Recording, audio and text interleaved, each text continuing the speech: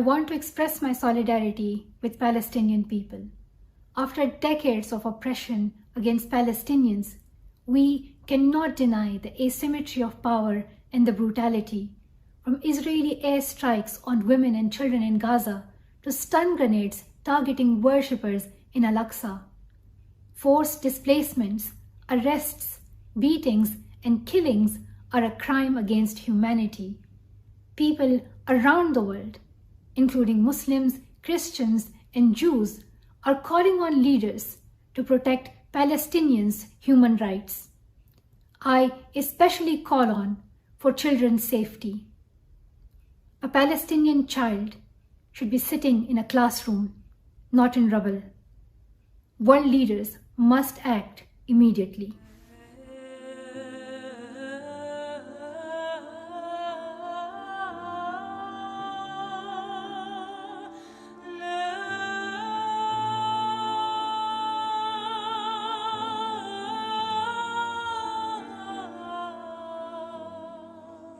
كشعب فلسطيني أطفالنا هم استثمارنا ومستقبلنا المشرق وأملنا بغد أفضل، ولكن هذا الأمل يستهدف وبشكل يومي وبشع من قبل الاحتلال الإسرائيلي. أصبح هذا الأمل لاجئ، محاصر، أسير، مهدد في البيت وفي المدرسة وفي الشارع. من حق الطفل الفلسطيني أن يعيش طفولة حقيقية مثل أطفال العالم. من حقه أن يلعب ويتعلم في مدرسة جيدة وآمنة وصف دراسي يتوفر فيه الفرح والأمان. يتحمل المعلم مسؤولية مضاعفة، فهو يعيش تحت احتلال أو لاجئ في دول اللجوء، وعليه العمل بشكل دائم على تعزيز انتماء طلبته لوطنهم فلسطين وتربيتهم على عشق الحرية. عليه أن يكون مرشد نفسي واجتماعي وصديق وأب وأم لطلبته، وعليه العمل على تحرير طلبته من الغضب، الخوف والقلق، ليتعافوا نفسياً من رواسب الأزمات التي مروا بها، ممتلكاً للبدائل المختلفة للتعامل مع أي طارئ، فلدينا مفاجآت بشكل دائم ونفتقد الاستقرار. يستحق الطفل الفلسطيني في كل أماكن تواجده في الوطن وفي دول اللجوء احترام طفولته وحقه بالعيش بحرية على أرضه دون خوف وقلق من الاحتلال. يستحق الطفل الذي حمل آمال شعبه وأحلامهم على أكتافه من الجميع التضامن معه وحمايته.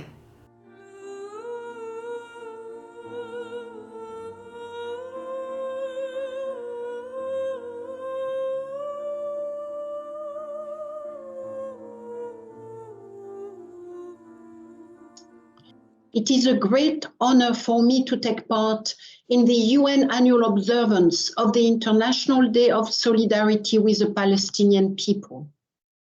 In my travels, whenever I speak of the Palestinian-Israel conflict, people often tell me it's complicated. But there is nothing complicated about human rights and about the centrality of human rights.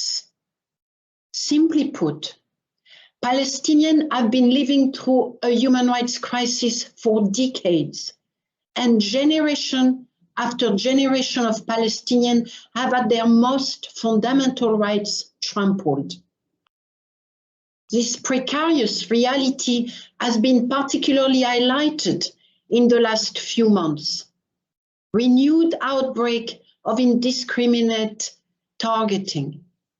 Palestinian residents of East Jerusalem living on the brink of forcible transfer.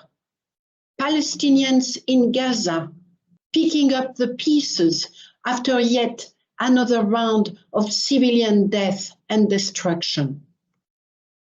And now, Israel authorities have sought to muzzle human rights monitoring and national and international scrutiny by designating 6 of our Palestinian partner organizations as terrorists.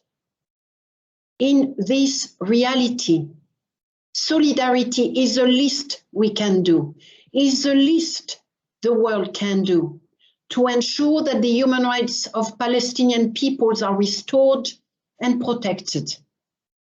At Amnesty International, we research, we campaign, we advocate, and we will continue to do so for the right of Palestinians to live dignified lives, for their right to a future without fear. Amnesty International, a global human rights movement of 10 million people, stand in solidarity with the Palestinian people.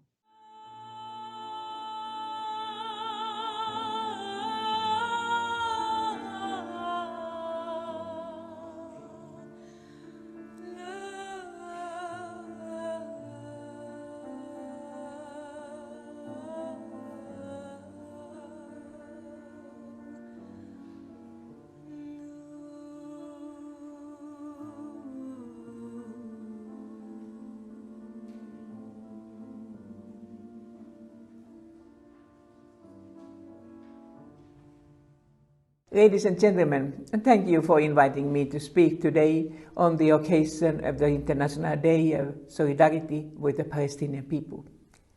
16 years ago, I had the honor to start co-chairing the International Women's Commission for a Just and Sustainable Israeli-Palestinian Peace together with President Ellen Johnson Sirleaf.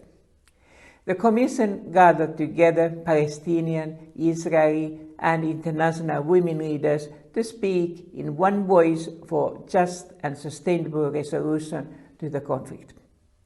My wish is to finally have an outcome on this. I have for a long time advocated for the two-state solution, including the creation of an independent and democratic Palestinian state. This requires negotiations based on fairness, justice, and equality. As was already stated at the International Women's Commission, women's participation and leadership in the negotiation table is required for the sustainable peace. When women participate in peace process, achieving peace is more likely. Peace is more durable and more inclusive.